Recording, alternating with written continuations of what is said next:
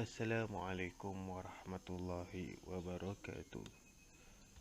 Alhamdulillah, jadi sebelum kita memulakan PTPR, mari kita sama-sama membaca doa belajar. Bismillahirrahmanirrahim. Allahumma aftah alaina hikmataka wansur alaina min khazaini rahmatika ya arhamar rahimin. Amin ya rabbal alamin. Jadi pada ini kita akan mempelajari subjek Tauhid darjah 3 yang bertajuk Al-Quran Kitab Terakhir.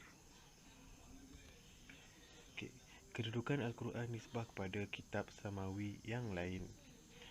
Mari kita sama-sama membaca dialog tersebut. Ayah, apa kelebihan Al-Quran? Ayahnya pun menjawab, Al-Quran adalah semulia-mulia kitab dan sumber hukum utama dalam agama Islam.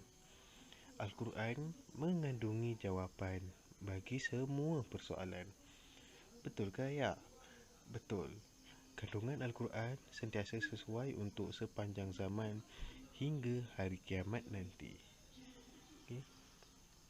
Jadi marilah kita sama-sama masuk mengenai perbandingan Al-Quran dengan kitab-kitab lain yang diturunkan sebelumnya. Kitab-kitab lain yang dimasukkan adalah seperti kitab Taurat, Zabur, Injil. Jadi mari kita lihat yang pertama. Al-Quran merupakan kitab terakhir yang diturunkan oleh Allah kepada Nabi Muhammad, iaitu Nabi yang terakhir sebagai panduan manusia hingga ke hari kiamat. Selepas Al-Quran, tak ada lagi kitab yang akan turun.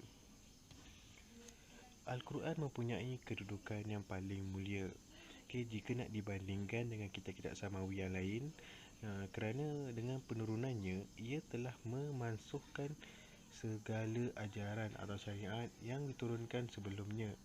Yang bermaksud segala ajaran yang berada dalam kitab Taurat, dalam kitab Zabur, dalam kitab Injil, semua telah dimasukkan setelah penurunan Al-Quran.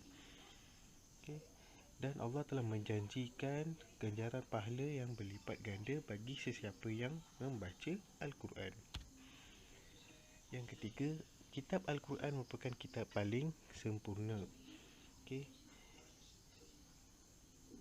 Yang keempat, kitab Al-Quran bersifat panduan menyeluruh untuk semua manusia hingga ke hari kiamat.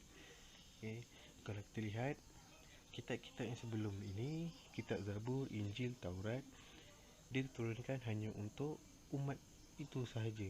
Ia tidak digunakan untuk umat-umat yang lain. Tapi kalau Al-Quran, dia digunakan untuk sekalian umat sehingga ke hari kiamat. Yang kelima, Al-Quran masih kekal dan tidak berubah.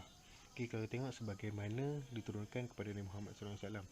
Sebaliknya, kandungan kitab terdahulu telah hilang. Dan ada juga yang ada cuma salinannya sahaja yang telah diubah dari kandungan asal. Al-Quran telah diturunkan begitu lama, beribu tahun dahulu, tapi kandungannya masih sama. Berbanding dengan kitab-kitab lain, mungkin ada salinannya, tapi mungkin telah diubah. Yang terakhir, Al-Quran diturunkan dalam bahasa Arab yang dijamin penggunaannya kekal hingga akhirat. Jika kita lihat sekarang, bahasa Arab telah ramai menguasainya. Kalau kita tengok, tidak ada orang ataupun tidak ramai yang menguasai bahasa-bahasa yang digunakan dalam kitab Zabur, Injil, Taurat. Jadi itu saja pembelajaran kita pada hari ini. Sekian, wabillahi taufiq wal hidayah. Assalamualaikum warahmatullahi wabarakatuh.